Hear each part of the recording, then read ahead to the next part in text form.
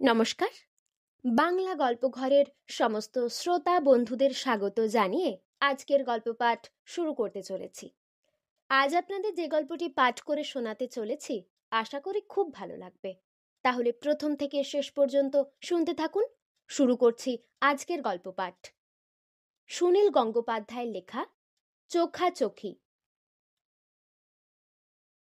দূরপাল্লার ট্রেন যাত্রায় আমার ইচ্ছে করে পরিচয়টা বদল করতে। 24 ঘন্টা একই কামরায় থাকলে সহযাত্রীদের সঙ্গে একটু আধটু আলাপ পরিচয় হবেই। তখন আমি অন্য মানুষ হয়ে যেতে চাই।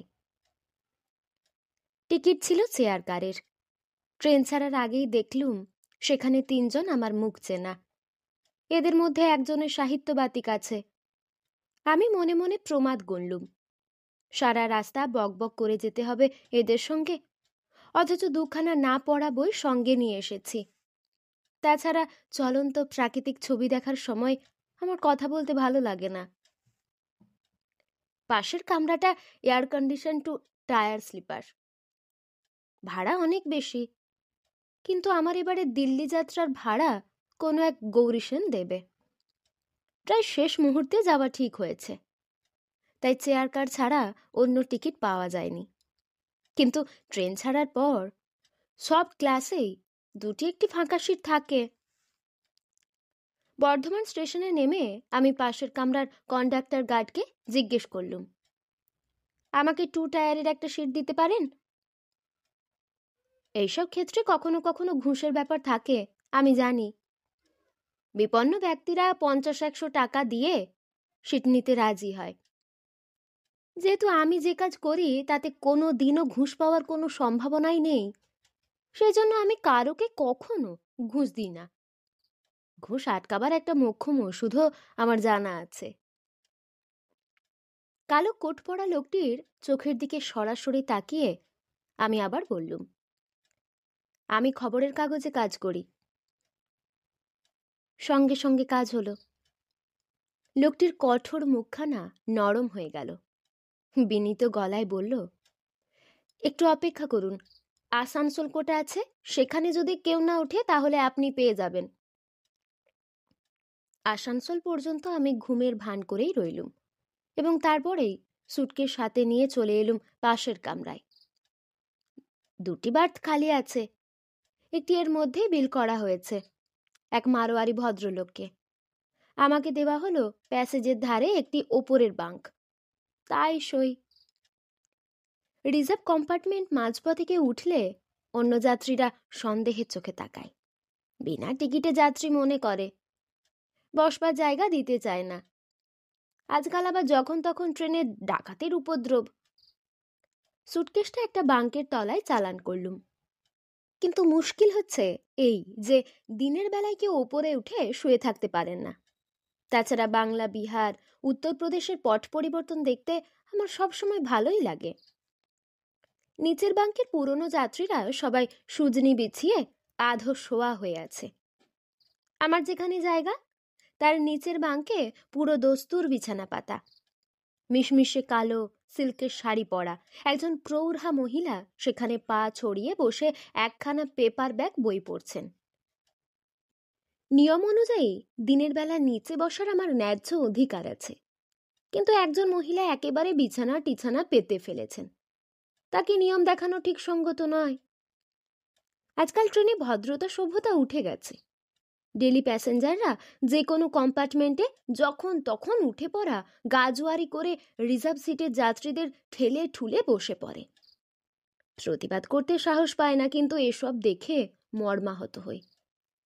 ছোটবেলায় আমাদের শেখানো হতো অন্য কারোর জন্য নিজের সিট ছেড়ে উঠে দাঁড়াতে।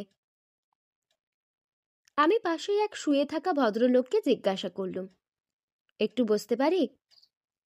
তিনি উত্তর না দিয়ে দয়া করে পাটা একটু সরালেন।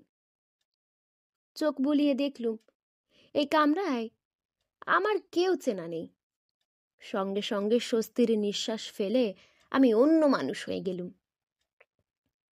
ধানবাদ পৌঁছবার আগেই শুয়ে থাকা লোকটি আমার সঙ্গে আলাপ জমাতে চাইলে আমি বেশ উচ্চ কণ্ঠে জানালুম যে আমি একটা ওষুধের কোম্পানির ভ্রাম্যমান্য বিক্রয় প্রতিনিধি। আমার নাম অর্জুন ভরদ্বাজ। একসময় সত্যি আমি কিছুদিন একটা ওষুধ কোম্পানিতে কাজ করেছিলাম, সুতরাং ওষুধ বিপণনের ব্যাপারটা আমি কিছুটা জানি। দৈবাত কেউ যদি আমার পেশা সম্পর্কে জেরা করে তাহলে আমি বিশ্বাসযোগ্য উত্তর দিতে পারবো। ধানবাদ বেরোবার পর কন্ডাক্টর গার্ড এলেন আমার কাছ থেকে এই কামরার অতিরিক্ত ভাড়া আদায় করতে। আমি তাকে দিলুম 194 টাকা। তিনি রীতিমতন রসিদ লিখে দিলেন। তারপর তিনি অতিরিক্ত কর্তব্য পরায়ণ হয়ে বললেন, আপনার ওই ওপরের বাঙ্ক, দিনের বেলা আপনি নিচে বসতে পারেন, ওইটা আপনার জায়গা। কালো সিল্কের শাড়ি পরা মহিলাটির দিকে তিনি আঙুল তুলে বললেন, ম্যাডাম, দিনের বেলা আপনার বিছানাটা গুটিয়ে নিতে হবে, এই জেন্টলম্যানটি ওইখানে বসবেন। আমি সংকুচিতভাবে বললুম, ঠিক আছে ঠিক আছে, ওকে ডিস্টার্ব করার কোনো দরকার নেই, আমি এখানেই বেশ আছি। মহিলাটি বিছানাটি খানিকটা গুটিয়ে নিয়ে ইংরেজিতে বললেন, ইউ ক্যান কাম। যেখানে আমি বসেছিলুম সেখানকার ভদ্রলোকটি অযাচিতভাবে বললেন, যান না, নিজের জায়গাটা অকুপাই করে নিন। অগত্যা আমাকে উঠে গিয়ে ভদ্রমহিলার পায়ের কাছে বসতে হলো। তিনি বইখানা সরিয়ে আমাকে লক্ষ্য করছেন। আমিও আপাদমস্তক পর্যবেক্ষণ করলুম। দিনের বেলা এরকম কালো সিল্কের শাড়ি পরা কেমন যেন বেমানান, কেমন যেন বোরখার কথা মনে পড়ে যায়। উত্তরপ্রদেশের অনেক খানদানি মুসলমান পরিবারের মেয়েদের আমি কালো সিল্কের বোরখা পরতে দেখেছি। ভদ্রমহিলার গায়ের রং টুকটুকে ফর্সা, চোখে সোনালি ফ্রেমের চশমা, এককালে নিশ্চয়ই বেশ রূপসী ছিলেন। এখন যৌবন ঢলে পড়েছে, তবে তিনি সহজে বার্ধক্য মেনে নিতে রাজি নন।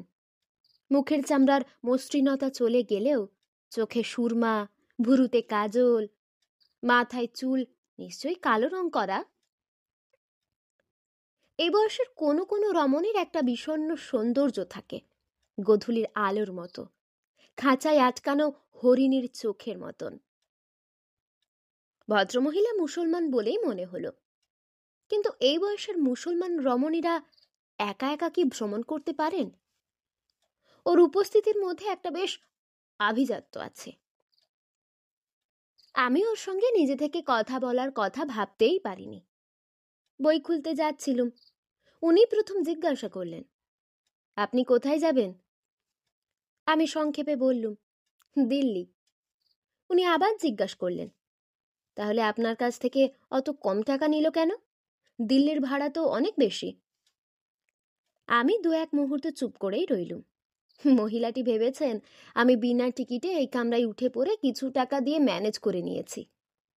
ওর এই ধারণাখানা ভাঙলে কি হয়? আমার যে চেয়ার কারের টিকিট ছিল সেটা চেপে গিয়ে হেসে বললুম, প্রায় তো এই লাইনে যাতায়াত করি, ওরা চেনে, তাই সস্তা করে দেয়। মহিলা আমার কথা শুনে খুশি হলেন না। উনি পুরো ভাড়া দিয়েছেন, অথচ একজন হাফ ভাড়া দেওয়া লোকের জন্য তাকে জায়গা ছেড়ে দিতে হলো। এখন আমি সত্যিই অর্জুন ভরদ্বাজ হয়ে গেছি। ভাবছি দেখাই যাক না কি হয়। মহিলাটি কিছুক্ষণ বইয়েতে মন দিলেন। একসময় অন্যমনস্কভাবে তার পা আবার ছড়িয়ে গেল। সে পা আমার গায়ে এসে লাগলো। কোনো পুরুষ মানুষের পা হলে আমি নিশ্চয়ই আপত্তি জানাতুম। ফর্সা রমণীর পা, হোক না যৌবনোত্তীর্ণ, তাতে আপত্তির কোনো কারণ নেই। একসময় তার খেয়াল হলো, তাড়াতাড়ি পা সরিয়ে নিয়ে বললেন, আমি দুঃখিত, ক্ষমা চাইছি, আপনার গায়ে পা লেগেছে বুঝতেই পারিনি। আমি বললুম, তাতে কিছু হয়নি, আমার হাঁটুতে একটা ব্যথা, পাটা টান করে রাখলে ভালো লাগে। আপনি পাটা ছড়িয়ে নিন না, আমার কোনো অসুবিধে হবে না।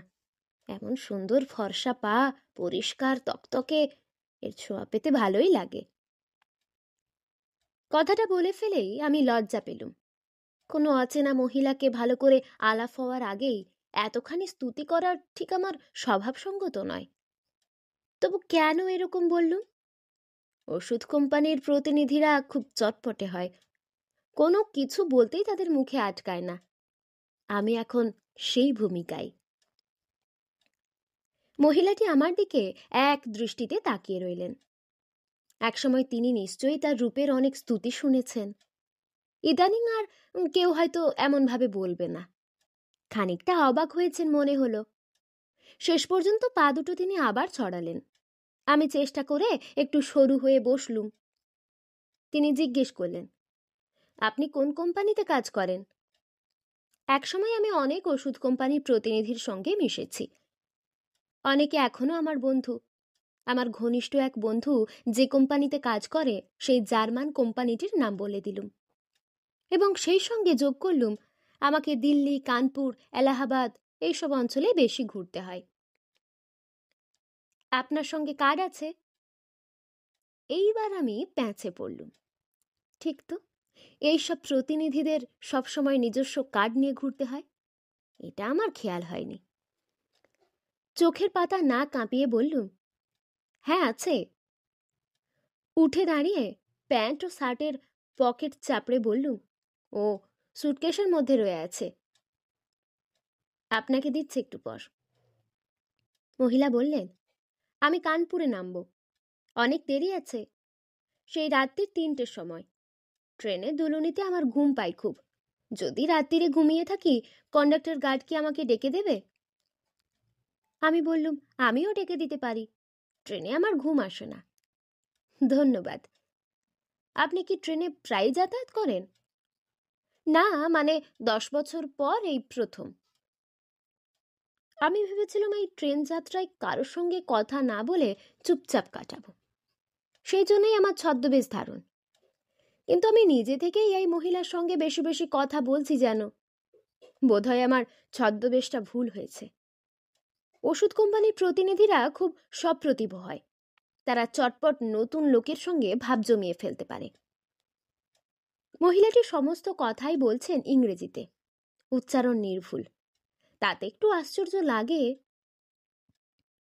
না না, মেয়েদের মুখে নির্ভুল উচ্চারণে ইংরেজি শোনা আশ্চর্যের কিছু নয়, কিন্তু যেসব মহিলাই ইংরেজি সংস্কৃতিতে অভ্যস্ত, তাদের কেউ কি গরমকালের দিনের বেলা কালো রঙের সিল্কের শাড়ি পরে?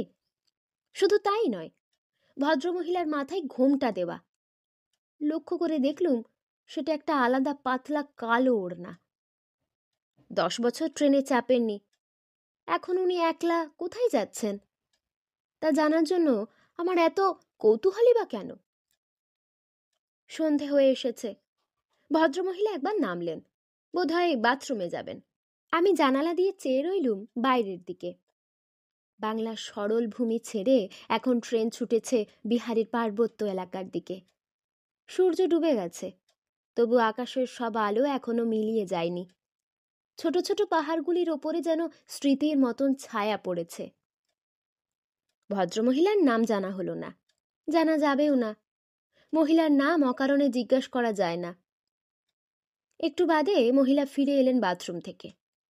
ওর শরীরের গড়নটি বেশ লম্বা। বয়স হলেও কোমরে মেদ জমেনি। হাতে বা গলায় কোনো অলংকার নেই, এমনকি একটি আংটিও নেই। ট্রেনে ছিনতাইবাজদের ভয়ে বোধহয় খুলে রেখেছেন। তবু মেয়েরা একেবারে বিনা অলংকারে থাকে না সাধারণত, অন্তত নকল কিছু পরে। বিছানার উপর একটি নীল কাপড়ের ব্যাগ।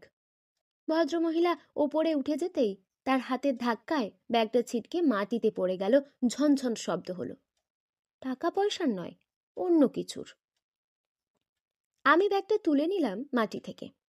তাতে শব্দ হলো আবার। মনে হলো ঘুঙুরের শব্দ।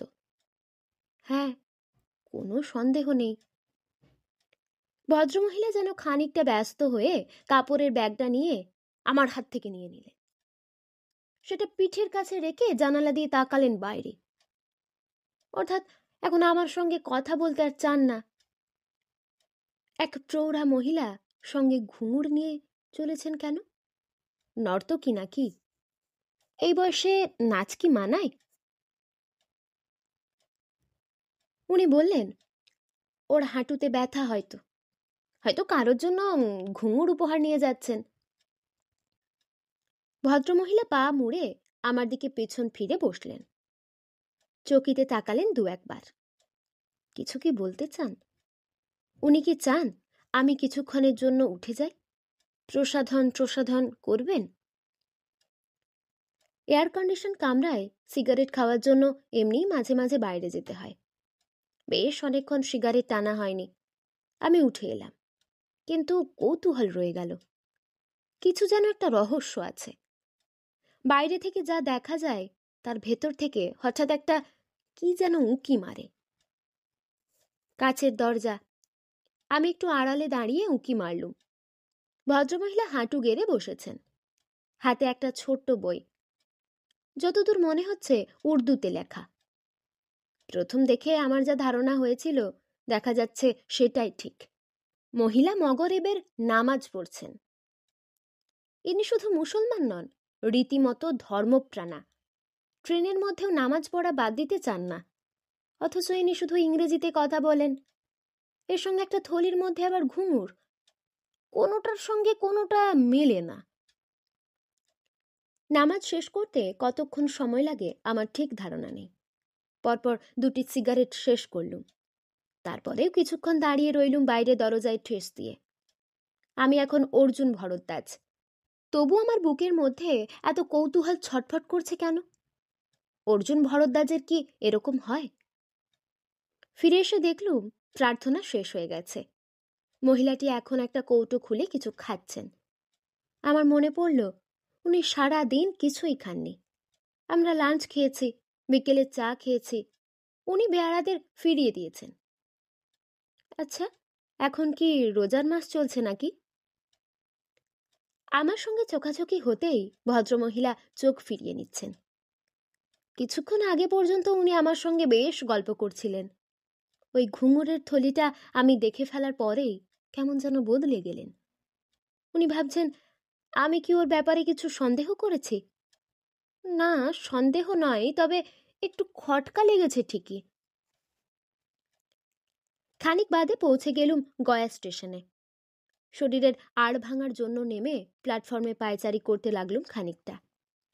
হিন্দিতে কি যেন একটা ঘোষণা হচ্ছে। কান পেতে শুনলুম একবার। অদ্ভুত ঘোষণা, বারবার একই কথা বলছে। ঘোষণাটি হচ্ছে এই যে যাত্রী সাধারণকে সাবধান করে দেওয়া হচ্ছে, কোনো অচেনা সহযাত্রী যদি বিড়ি, সিগারেট, খৈনি, পান, চা বা প্রসাদের নাম করে খাবার আপনাকে দেয় তাহলে তা খাবেন না, কারণ কোনো অপরাধ কর্মী ওইসব খাবারের মধ্যে বিষ মিশিয়ে দিতে পারে। আপনি ঘুমিয়ে পড়লে বা অজ্ঞান হয়ে পড়লে আপনার মালপত্র নিয়ে পালাবে। এইসব অপরাধ কর্মীদের থেকে সাবধান। গয়া স্টেশনে বুঝি খুব ঠগ আর ফেরেববাজ বেড়েছে। এতবার একই কথা বলে যাচ্ছে কেন? সেই ঘোষণা থেকে আমি একটা শব্দ শিখলাম, অপরাধ কর্মী। এই হিন্দি শব্দটা বাংলাতেও অনায়াসে ব্যবহার করা যায়। ভদ্রমহিলাও উঠে এসে কামরার দরজার কাছে দাঁড়িয়েছেন। একবার মুখ বাড়িয়ে বললেন, পান, এই পান। এই প্রথম আমি তার মুখ থেকে একটা অ-ইংরেজি শব্দ শুনলুম। কাছাকাছি কোনো পান বিড়িওয়ালা নেই। মহিলা আমাকে কি অনুরোধ করবেন পান খোঁজার জন্য? কিন্তু এবারেও আমার দিকে চোখ পড়তেই মুখ ফিরিয়ে চলে গেলেন ভেতরে। তবু আমি কাছাকাছি খুঁজলাম, পান পাওয়া গেল না। ট্রেন ছেড়ে দিয়েছে, আমাকে দৌড়ে এসে উঠতে হলো। এইসব ট্রেনের সব কামরার ভেতর দিয়ে যাতায়াত করা যায়। আমাদের এই কামরার পাশেই ডাইনিং কার, সেই জন্য মাঝে মাঝে কিছু লোক এখান দিয়ে যাচ্ছে। আমি আমার সিটে সবে এসে বসেছি, হঠাৎ একটি যুবক আমাকে দেখে চেঁচিয়ে বলে উঠল, আরে সুনীল, আপনি কোথায় যাচ্ছেন? আমি আঁতকে উঠলুম। ছেলেটির মুখ বেশ চেনা চেনা, যদিও নামটা মনে নেই। আর তো ছদ্মবেশ রাখাই যাবে না। অতি উৎসাহে ছেলেটি নানা রকম বকবক করতে লাগলো। তাও শুধু বাংলায় কথা বললে নিষ্কৃতি ছিল। তার সঙ্গে তার এক বন্ধু, তার সঙ্গে সে ইংরেজিতেই পরিচয় করিয়ে দিল আমার। কিউবিকলের কয়েকজন লোক চোখ সরু করে তাকালো আমার দিকে। এরা জেনে গেছে আমার নাম অন্য, পেশা অন্য। ছেলেটিকে বিদায় দেওয়ার পর আমি গল্পের বইতে মুখ আড়াল করেই রইলুম। আমি নিজেই একটা খেলা খেলছিলুম, তাতে কারোর তো কোনো ক্ষতি হয়নি। মুশকিল হচ্ছে কালো শাড়ি পরা মহিলার মুখোমুখি বসতে হয়েছে আমাকে। মুখ তুললেই চোখাচোখি হয়ে যায়। সঙ্গে সঙ্গে তিনি মুখটা সামান্য একটু সরিয়ে নেন। এখন তার ঠোঁটে যেন একটা পাতলা হাসি, যেন তিনি একটা প্রতিশোধের সুযোগ পেয়েছেন। তার ঘুঙুরের থলিটা দেখে ফেলে আমি তার একটা গোপন ব্যাপার জেনে ফেলেছি। এবারে তিনিও আমারটা জেনেছেন। যাক, কাটাকুটি হয়ে গেছে। তবু উনি আমার সঙ্গে কথা বলছেন না কেন? আমি ছেঁড়া আলাপ আবার জমাবার জন্য বললুম, বাইরের আকাশটা লাল, বৃষ্টি আসবে মনে হচ্ছে। ভদ্রমহিলা কোনো উত্তর দিলেন না। আমি তার পায়ের দিকে তাকালুম। এই পায়ে কি ঘুঙুর বাঁধা হয়? কিন্তু এর পেশা যদি নাচ হয়, তাহলে তিনি 10 বছর ট্রেনে চাপেননি। এটা কি বিশ্বাসযোগ্য? যে নিয়মিত নামাজ পড়ে তার পক্ষে নাচ গান কি হারাম নয়? কিছুই যেন মেলাতে পারছি না। পরে স্টেশনে আবার নামলাম সিগারেট খাওয়ার জন্য। সামনে দিয়েই একজন পানওয়ালা যাচ্ছে। আমার মনে পড়ে গেল ভদ্রমহিলা পান খুঁজছিলেন। উনি কি পান খান? সাদা না জর্দা দেওয়া? জিজ্ঞেস করে আসার সময় নেই। আমি 2 রকমের 2টি পানই নিলুম। যাদের পানের নেশা তারা নিশ্চয়ই পান পেলে খুশি হয়। আমি কামরায় ঢুকে হাসি মুখে বললুম, আপনার জন্য পান এনেছি। মহিলার মুখ অন্যদিকে ফেরানো। আমি আরো কাছে এসে বললুম, আপনার জন্য পান এনেছি, আপনি খুঁজছিলেন না? ভদ্রমহিলা এবার মুখ ফিরিয়ে একটা বিস্ময়ের দৃষ্টি দিলেন। তারপর বললেন, আমি তো পান চাই না। আমি আন্তরিক অনুনয় সুরে বললুম, আপনি আগে স্টেশনে খুঁজছিলেন, আমি 2 রকম পান। উনি আবার বললেন, আমার পান দরকার নেই। তারপর সেই ঘুঙুরের থলিটা তুলে শক্ত করে বুকে চেপে রইলেন। এতক্ষণ শুনছিলেন সুনীল গঙ্গোপাধ্যায়ের লেখা চোখাচোখি গল্পটি। এই গল্পটি আপনাদের কেমন লাগলো তা আমাকে অবশ্যই কমেন্টের মাধ্যমে জানিয়ে দেবেন। যদি ভালো লাগে তাহলে লাইক এবং সাবস্ক্রাইব করে আমাদের পাশে অবশ্যই থাকবেন। আবার দেখা হবে পরের কোনো একটি গল্প নিয়ে। ততক্ষণ আপনারা সাবধানে থাকবেন, সুস্থ থাকবেন, ভালো থাকবেন। নমস্কার।